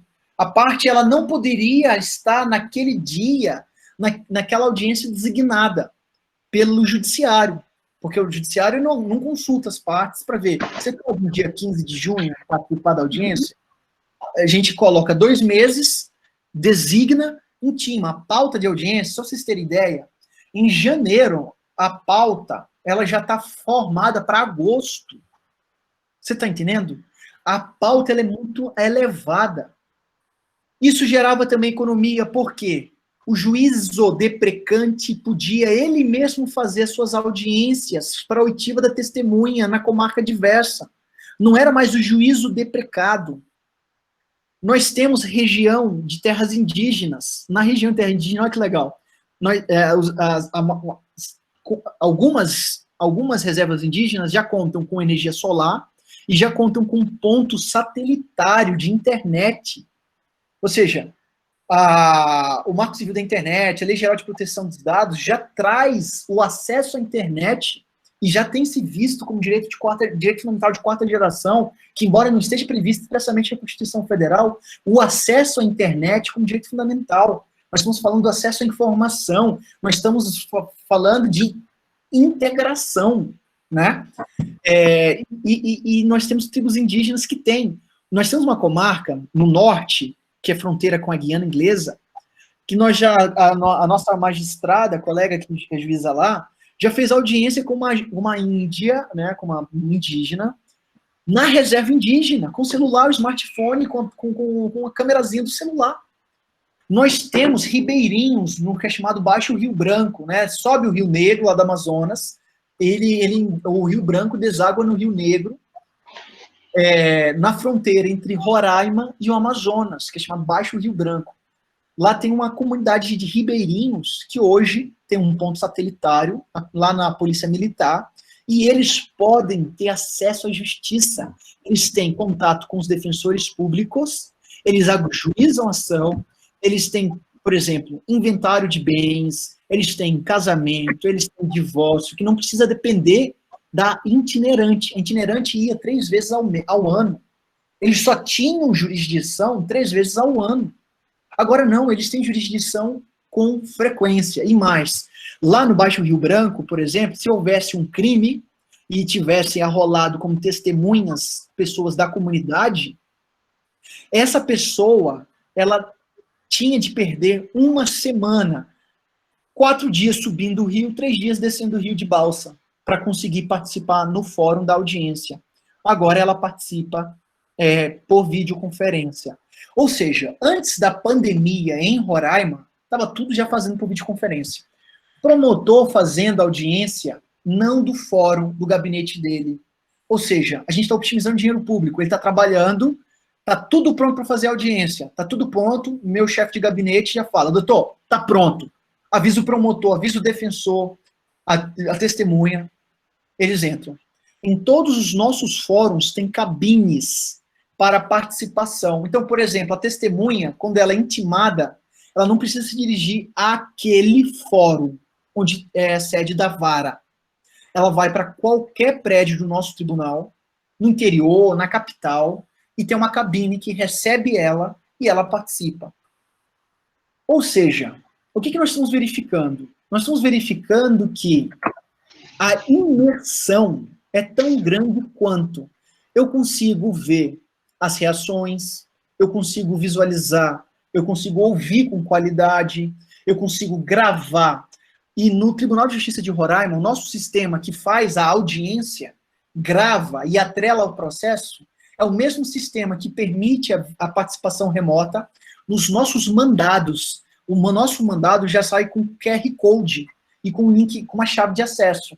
A pessoa, ela coloca ali só o celular e ela já entra na sala para participar da audiência. Ela consegue colocar, inclusive, no calendário dela, se ela quiser, calendar, coloca lá e grava. E aí ela recebe o alerta na hora, né? Encerrada a audiência, nós estamos com uma inteligência artificial que transcreve toda a audiência. A audiência ela já sai transcrita, com 80% de acurácia. O que isso significa? Significa que, na hora de oferecimento das alegações finais, por memoriais, defesa e acusação podem usar. Na hora de o juiz sentenciar, ele usa a escrita. Eu já fiz uma audiência de estupro de vulnerável de 12 horas. Em 12... Alguém já assistiu os 3 filmes do Senhor dos Anéis? É mais ou menos isso, 12 horas. Né? Cada filme com 3 horas. Se eu perguntar algum detalhe, fundamente na sua sentença, aquele momento em que o Frodo reconheceu ao Sam da sua incapacidade de cumprir com a função de acabar com o anel. Não vai ser possível. Ele vai ter de... eu sei mais ou menos que está no segundo, no filme 2, mais pro meio do final, mas ele tem de assistir aí 1h30, tá? Agora, eu tenho 5.000 processos na minha vara. Como que eu vou me lembrar de, sei lá, 1.500 instruções? Não me lembro. Agora, quando eu recebo minha transcrição e eu começo a olhar ali o trecho, opa, essa aqui é a parte importante. É a parte que aquela testemunha, Fabiana, falou isso e aquilo. Clico na palavra, ele abre exatamente no momento que a Fabiana está falando aquilo. E aí eu assisto, se for necessário assistir. Ou eu transcrevo, já coloco na minha decisão. Tá entendendo? Ou seja, o que eu acho em relação às audiências de instrução? Às audiências virtuais? Na minha concepção, veja bem, eu sou processualista e sou processualista penal também. Inclusive, fazendo jabá, está saindo um Código de Processo Penal comentado pela editora Juruá, 1.200 folhas, da melhor doutrina, prefaciado pelo professor da Universidade de São Paulo, Gustavo Badaró, com magistrados, promotores, defensores, advogados. Enfim, eu sou garantista, eu acho que o processo é um instrumento civilizatório, no processo penal, um instrumento civilizatório de aplicação da pena. Que o foco do processo é a garantia dos direitos fundamentais de quem se encontra na frente, na mira do Estado, em sua função persecutora. É isso que eu entendo, né? Então, como garantista, no passado, eu já tinha dificuldade em cogitar uma audiência que não fosse presencial? Tinha.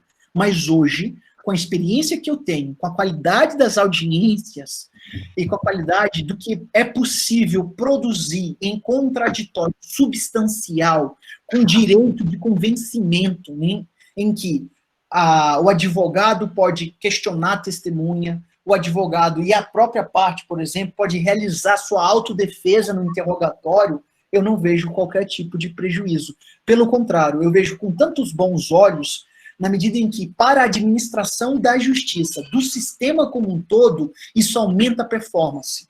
Por quê? Eu, juiz, pessoal, eu fico tanto tempo esperando na sala de audiência com a minha toga, esperando, vai ter audiência ou não? Vamos esperar mais 15 minutos para ver se o réu aparece?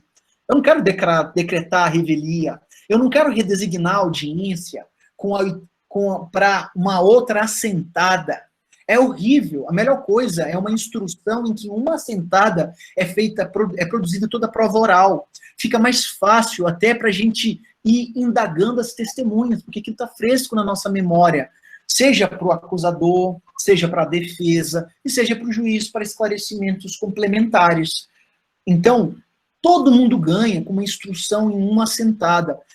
Hoje, o nosso gargalo, quando a gente analisa as estatísticas do tribunal, fica no processo criminal nas audiências.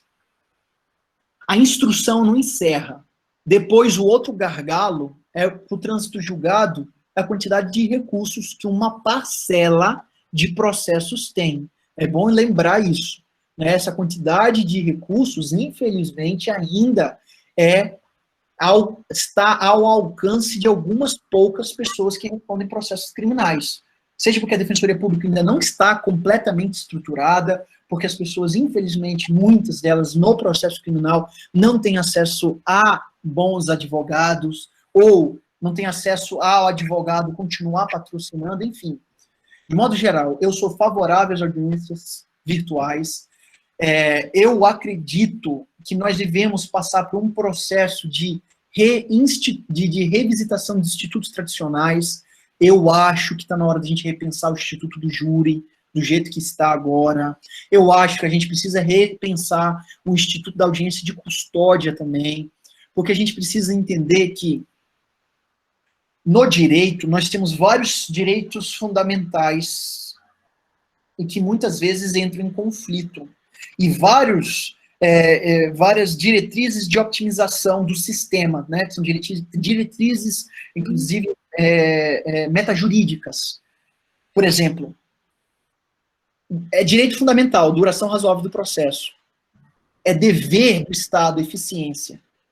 Como que eu posso ter tudo isso, ao mesmo tempo, com um processo em que resguarda uma série de direitos e garantias fundamentais a quem se vê processado, mas que exige algumas coisas que têm mais a ver com o nosso tradicionalismo do que necessariamente com o resguardo do direito fundamental. E, por exemplo, eu vou lhe dizer outra coisa. Hoje, sustentação oral. Hoje o Supremo está fazendo audiência, né, plenário virtual, está fazendo essa audiência e a sustentação oral virtual, né? Por duas formas. Ou a parte, ela grava, né, o advogado grava a sua sustentação oral e ela é divulgada antes do julgamento, ou ele oportuniza, né, e aí é o que é chamado de sustentação oral assíncrona. Ou ele oportuniza, ou é oportunizado advogado a participação no julgamento pela sua sustentação oral síncrona. Beleza? Eu estou no meu computador, aqui. Eu posso apresentar alguma coisa.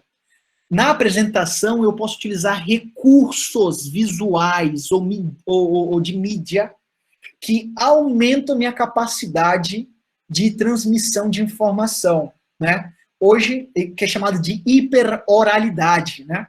Hiperoralidade. O que é hiperoralidade? É a possibilidade de utilização de outros recursos além da voz. Por que a sustentação oral, por que o despacho é importante? Por que as audiências, essa visão? Porque eu utilizo uma linguagem verbal e eu utilizo uma linguagem não verbal. Corresponde às minhas expressões, aos meus gestos, à minha ênfase.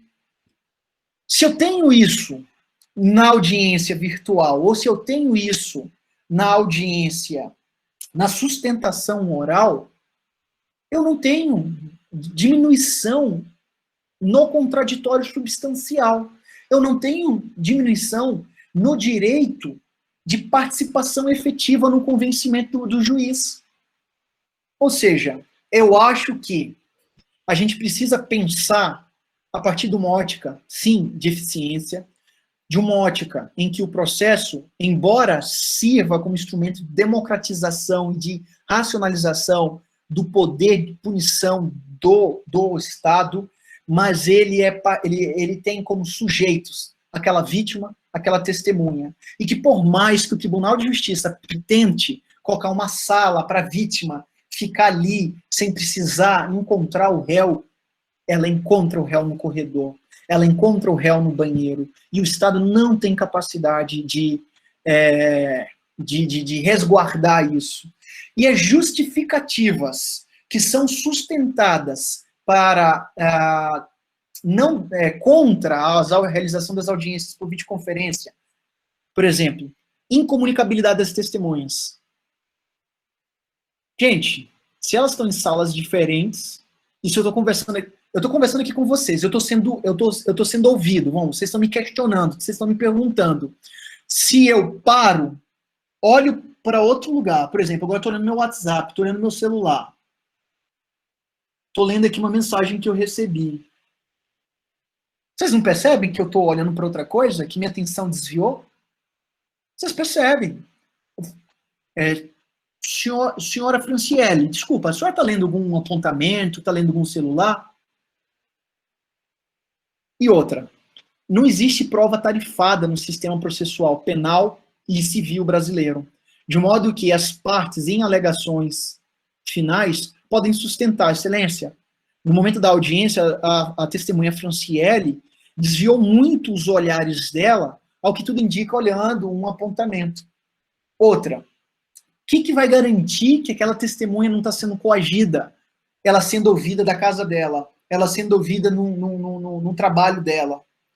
Pessoal, o que garante que a testemunha que está sendo ouvida no fórum não foi cooptada, recebeu aí uma promessa de ganhar um dinheiro, não foi ameaçada?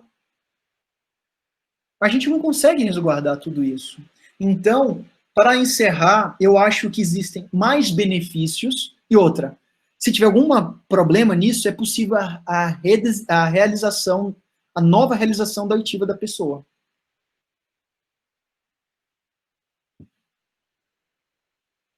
Perfeito. Muito obrigada aqui. Eu estou lendo mais os questionamentos, mas nós temos alguns comentários, elogios, parabenizações à tua fala.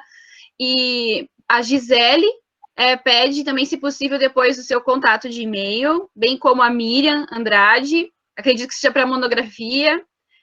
Temos alguns comentários aqui, saudosos, do Pierre, e a Gisele coloca, então, que trata-se, então, de acesso à justiça, sustentabilidade, entre outros tantos benefícios da vitorização, que no NPJ da FURB, em Santa Catarina, todas as atividades, inclusive atendimentos, se adaptaram perfeitamente ao modo online. Também esse comentário. Ele já colocou, então, para nós aqui o e-mail. Professor Antônio Augusto, de volta. Bem-vindo aí para os seus comentários.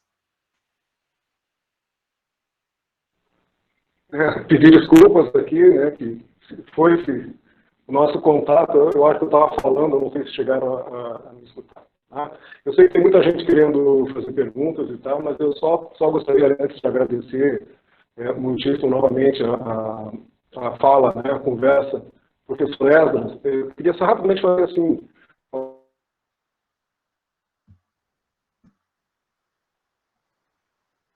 Para mim, caiu de novo. A internet do Prof. Guto não está colaborando para esses questionamentos. E, enquanto isso, eu também gostaria de saber a respeito das teorias, enfim, de George Agamben e esses questionamentos a respeito da era do controle, de como, né, o Estado, conforme mencionaste que seria um investimento muito grande, e essa questão da segurança dos nossos dados, né, com o Estado, qual o tipo, mais ou menos, de investimento que sugeres que o Estado faça até para que nós tenhamos uma segurança nesses dados que serão controlados pelo Estado, lembrando que é gerido temporariamente por, né, governos distintos. Maravilha, professora. Professora, na verdade, nós estamos diante de tantos desafios que a gente não consegue nem conseguir mensurá-los. Primeiro, esses dados, eles estão rodando e estão sob administração de empresas ou de grupos econômicos poderosíssimos. Isso vai desafiar, inclusive, as nossas compreensões quanto a, por exemplo, a noção própria de Estado. A gente não sabe se essa formação dos estados modernos, constitucionais, que mantém-se até hoje, a gente vai conseguir manter. O Estado, por exemplo, nós estamos fazendo uma migração para o que é chamado de e-governance, né? E a gente está indo para o que é chamado de e-citizen, né? Que é o cidadão online, né? Em que, primeiro, todos os serviços do Estado, com exceção daqueles que são materiais, podem ser são prestados via digital, né? Você quer tirar uma carteira de trabalho? Você vai conseguir tirar a carteira de trabalho da sua casa. Você vai receber o documento. Se ainda tiver a materialização do documento do trabalho, você vai receber. Senão, ela vai ficar online. A gente consegue criar por blockchain com assinatura dentro de um sistema extremamente seguro, em que toda o meu empregador vai ali assinar no meu carteira de contrato que fica ali na nuvem do Ministério do Trabalho e Emprego. Tá entendendo? Então, assim, a CPF, passaporte, a gente não sabe quanto tempo esses documentos, isso vai continuar físico, materializado, né? Em relação aos desafios para o Brasil, eu acho que a gente está muito atrasado. Muito, muito, muito atrasado. Infelizmente, o Brasil, primeiro, a nossa Lei Geral de Proteção de Dados, embora uma tentativa hercúlea para ela entrar em vigor, ela não entra em vigor, ficam brincando, medida provisória, revoga, aí vem a outra, aí traz de volta, muda ali o dia de entrada em vigor. Até agora, a nossa agência de regulamentação de proteção de dados não iniciou absolutamente nada, né? Enfim, nós estamos vendo uma dificuldade muito grande de o Estado perceber essa nova feição da sociedade. E, enquanto isso, as empresas privadas, as grandes empresas, as empresas, né, que é chamada de as empresas tech, né, estão nadando de braçada. Isso, eu acabei de ler um livro de um chinês que foi um primeiro CIO da Google no Japão, mas agora ele não conseguiu levar a Google para o Japão, porque lá é outra. E é impressionante. Para ele, se a inteligência artificial e essas novas tecnologias, computação cognitiva, não tiver isso, um acompanhamento dos estados com responsabilidade, o que isso vai gerar? Isso vai gerar cada vez mais uma desigualdade social maior, porque essas grandes empresas, elas vão conseguir por si só entregar todos os maiores serviços, né? Nós estamos falando aí, por exemplo, do Google, da Uber, por exemplo. A Uber, em breve, vai lançar carros autônomos que vão dirigir sozinho. A Uber, em breve, sozinha, vai ser dona praticamente de todos os meios de transporte. O máximo que vai poder concorrer com ela é uma Google. Tá entendendo? Ou seja, as empresas, hoje a pessoa mais rica no mundo é o Jeff Bezos, dono da Amazon. Eles não têm estoque, tá entendendo? A Vale, que tem fábricas, usinas, trens, ferrovias, prédios, não vale nada. O que vale é uma empresa, é um Google, é um Facebook.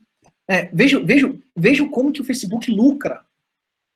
O Facebook está mapeando simplesmente todos os nossos desejos. O Facebook conhece mais a gente do que nós mesmos. O Facebook sozinho, hoje, ele consegue definir qualquer eleição. A depender do algoritmo do Mark Zuckerberg, ou fica só esquerda, ou fica só direita, ou fica só não sei o quê, ou fica... Por quê? Eu mesmo parei de usar o Facebook, porque eu acho tão absurdo o que o Facebook faz, a bolha algorítmica é tão pesada que ela fica chata. Eu não aguento mais. Eles me definiram de um jeito, eu acho que eles erraram a minha definição, que é um saco, minha timeline é um absurdo. Porque só vem o que o Facebook quer que venha para mim. Então eu não recebo aquela... Pretensamente, a maioria das pessoas acha que está recebendo informação daquele amigo de infância, daquele parente, daquele colega de trabalho, que são representativos daquilo que ele... Não, o Facebook identifica o que a gente pensa e ele quer criar, porque como o Facebook é uma máquina de publicidade, ele quer criar dependência. Ele quer que a gente... O Instagram também. Ele quer que a gente fique aqui, ó, horas e horas, consumindo aquilo. Coisa mais fácil é comprar. Opa! Eu vi um livro. Você precisa ver. Eles conseguem identificar todos os meus livros que eu quero. Às vezes eu descubro, caramba, eu não sabia que tinha lançado esse livro. Que livro bom. E eu vou e compro mesmo, porque me ajuda. São favoráveis. Netflix, por exemplo, me indica que eu quero assistir. Eu não preciso ficar correndo atrás. É um mar de coisas. Tá entendendo? Agora, os estados precisam. E meu medo não é nem a utilização do Estado, dos meus dados, do que eu sou, né? E em especial, se o Estado não for um Estado autoritário, totalitário, né? Porque se isso acontecer, aí já era, né?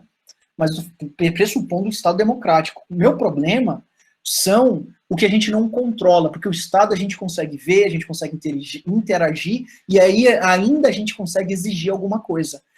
Mas dessas grandes empresas, tenta alguma coisa do Facebook. Por exemplo, vou dar um exemplo para vocês, o WhatsApp, que é do Facebook. O WhatsApp é criptografado ponta a ponta. A gente não consegue quebrar o WhatsApp. Eu consigo a interceptação telefônica para investigação criminal dentro de uma série de parâmetros razoáveis, legais, discutidos pela sociedade e previstos em lei, mas eu não consigo quebrar o WhatsApp. O que isso gera? A criminalidade toda hoje não se comunica mais por telefone, se comunica pelo WhatsApp. Tá entendendo? E agora, eu tenho segurança se o WhatsApp não está utilizando essas informações, esses dados? Não tenho nenhuma segurança. Então, vão ser os dilemas, os desafios, os problemas, né? Por exemplo, o emprego de inteligência artificial no judiciário. Tem muita gente que diz por exemplo, já aconteceu dos Estados Unidos utilizarem lá em Minneapolis um sistema chamado Compass. Esse sistema Compass é um sistema que servia para analisar a probabilidade de reiteração criminosa das pessoas, a fim de que aquela informação fosse utilizada pelos magistrados na hora de decidir se ela vai responder presa ou em liberdade o processo. E o que aconteceu? Uma vez que o que se percebeu foi que até o algoritmo ele pode reproduzir preconceitos, vieses, que são chamados de vieses algorítmicos, né? Que pode ser por várias coisas. Primeiro, uma programação incorreta. Na hora de programar, os programadores, os matemáticos, colocaram uma sequência algorítmica que não é a mais adequada, a mais correta, mas como em alguns tipos de inteligência artificial, que são aqueles não programados, não supervisionados, quem programa o próprio algoritmo é o próprio inteligência artificial, né? Então, assim, gerava resultados preconceituosos, ou seja, aumentava o percentual se fosse de origem, a partir da análise da etnia, né? Se fosse negro, se fosse latino, se fosse não sei o quê, interferia naquele percentual. Ou seja, a gente não sabe. Não sabe. Tem muitos benefícios? Tem. o percentual de acurácia na análise de radiografias, de algum tipo de diagnósticos da inteligência artificial é muito superior ao ser humano. Porque o ser humano não é capaz de processar em altíssima velocidade milhares de informações ao mesmo tempo. Por mais que a gente consiga, a gente tenha a capacidade de interligar e interrelacionar conhecimento e informação, isso depende daquilo que está mais próximo da nossa cabeça, para que as nossas redes neurais consigam resgatar essa informação. Por exemplo, eu não me lembro muita coisa da introdução ao direito, lá do início da minha graduação. Me lembro, por exemplo, eu li muito, sei lá, Habermas. Se você me perguntar muita coisa mais aprofundada, eu não me recordo mais, porque isso não está mais sendo trazido com frequência. A máquina não, a máquina é capaz de fazer isso. Então, por exemplo, se eu colocar hoje praticamente banco, grupos de investimento de risco, todos eles trabalham com algoritmos para ver se a bolsa vai cair, se a bolsa vai descer, se a bolsa vai subir. E eu tenho um amigo que é um gênio, ele é professor de Harvard, ele fez doutorado em MIT. Durante um tempo ele estava ganhando dinheiro para grandes grupos de investimento para ele calcular, ele conformar algoritmos que, como esses grupos, eles conseguem movimentar muito dinheiro, um fluxo elevado de negócios no mundo, ele consegue vender hoje, vender amanhã, vender muito depois da manhã, comprar um pouco, vender, e aí ele cria um padrão. Quando ele cria um padrão que afeta o mundo todo, ele consegue prever uma crise. Ou seja, ele vende tudo na alta e no dia seguinte ele compra tudo na baixa. Ou seja, olha que maluquice. Tá entendendo? E tá aí. E aí é um problema para o cientista político, é um problema para as democracias, é um problema para as eleições quando eu falo fake news. Não é à toa, fake news não é só aquela mentira besta daquele WhatsApp que a gente recebe. Não. A gente está falando de empresas que estão sendo contratadas para detonar e ver informação do mundo todo. Utilizando robôs para mentir, para criar reportagens falsas, notícias falsas. E tem um negócio que o Facebook tem, que a rede social tem, o Twitter tem, que é análise de sentimentos. Ele consegue identificar o sentimento de raiva, sentimento de alegria, sentimento de medo, e isso ele consegue gerar demandas e colocar para a gente consumir aquilo. Praticamente, você acha que o pessoal que redige roteiro de série, de Netflix, ele redige assim, eu vou sentar numa sala fechada com meu computador e eu vou colocar meu cérebro para funcionar? Não. Ele já tem dados, ele já tem inteligência artificial, eles têm um grupo de roteiristas, com psicólogos, com cientistas de dados, identificando o que mais vai tornar você viciado na série. E ele sabe como fazer isso para jogar no finalzinho da série, para você não dar conta de parar sem assistir o próximo episódio. Não tem jeito, gente.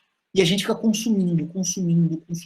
Então, eu tenho mais medo disso, e a utilização indevida disso, por gente de má índole, do que só o Estado de saber onde a gente está. Por exemplo, esse contact tracing, que está essa polêmica, que São Paulo falou que é utilizar os nossos dados para identificar o grau de... Gente, nós todos já oferecemos isso para o Waze. Como que vocês acham que o Waze sabe que está engarrafado ou não? Ele sabe que está engarrafado porque ele identifica, ele fica recebendo os dados de localização, mas ele não sabe que é a Fabiana, ele não sabe que é a Franciele, ele não sabe que é o Esdras, mas ele sabe que o celular não está movimentando a 60 km por hora naquela via de 80. Ele está movimentando a 15 km por hora. Com base nisso, ele já gera rotas alternativas mais fluidas. Enquanto isso, a gente não sabe se o Waze não está colocando a gente para passar na frente daquela padaria que tem aquele sonho que ele já percebe que a gente adora. Ele não sabe, a gente não sabe que ele colocou para a gente passar na frente daquela loja de sapatos um dia antes do Dia dos Namorados, porque ele já sabe a preferência da minha esposa. Você está entendendo? E a gente acha que é a melhor trajetória, só. Ou seja, é um admirável mundo novo, que pode trazer muitos benefícios, mas pode trazer muitos malefícios, e que nós, profissionais do direito, precisamos entender para saber um limite. Calma lá, isso é violação de direito fundamental, nós não podemos aceitar. Ou, calma lá, a gente pode utilizar, a gente pode aperfeiçoar o nosso trabalho, vai melhorar, vai aumentar acesso à justiça. Nossa, muito obrigada. A gente gostaria de ficar contigo aqui muito mais tempo te ouvindo, e eu fico muito satisfeita de ter esse espaço para nós conversarmos um pouquinho a respeito desses assuntos. Eu trago para os meus alunos em direito do consumidor, quando eu falo, né, dessas questões de consumo e dos dados que nós mesmos abrimos. Mas, professor Esdras, eu quero te agradecer imensamente a disponibilidade, e vou já deixar aqui um convite para quando este livro que foi oferecido aí estiver mesmo o lançamento, aqui na universidade seria um prazer nós convidarmos, fazermos uma nova live para falar e para tu apresentares este teu livro para os nossos acadêmicos, tá bom? E muito feliz também em agradecer a Franciele, que entrou em contato, né, lá e estabeleceu para nós essa possibilidade, deixando claro que nós sempre gostamos quando os nossos alunos nos apontam esses caminhos e nos apontam pessoas que podem contribuir. E quero dizer que vamos te esperar de novo aqui na universidade, sempre que possível, e quem sabe um dia presencialmente após essa pandemia passar. Ótimo. Pessoal, muito obrigado, desculpa qualquer coisa, foi muito tempo, era para ser um bate-papo, mas aí a gente vai falando um pouco mais. Eu também, como magistrado e professor, eu preciso estar nas redes sociais para, inclusive, interagir com outras pessoas que estão desenvolvendo e pesquisando nessa área. Então, eu produzo conteúdo também nessa área de direito e tecnologia e em processo civil, em processo penal também, mas mais atualmente em processo civil. Então, se vocês quiserem, tem Instagram, eu posto vídeos de palestras no YouTube, enfim, vamos interagir por lá. E essa nova visão, né, na visão de sociedade em rede, em que nós podemos interagir com aquilo que a gente quer aprender, que a gente quer vivenciar, independentemente dos espaços geográficos. Ótimo, então, muito obrigada mais uma vez a todos os presentes, a todos os acadêmicos e acadêmicas do curso, aos professores que se fizeram presentes. Alguns alunos tiveram que sair aqui, porque alguns estavam no streaming e os outros aqui conosco para poder interagir. Mas, porque eles tinham aulas às 19 horas, tá ok? Mas que bom que ficou gravada esta fala para que nós possamos também utilizar, além das produções que vamos agora seguir, também vamos indicar aqui as tuas bibliografias, mas que este vídeo também certamente será muito utilizado nos nossos trabalhos acadêmicos. Obrigada a todos e a todas, principalmente as outras universidades. Até uma próxima e 1000 vezes obrigada a todos. Abraços virtuais aí. Obrigado. Tchau, pessoal.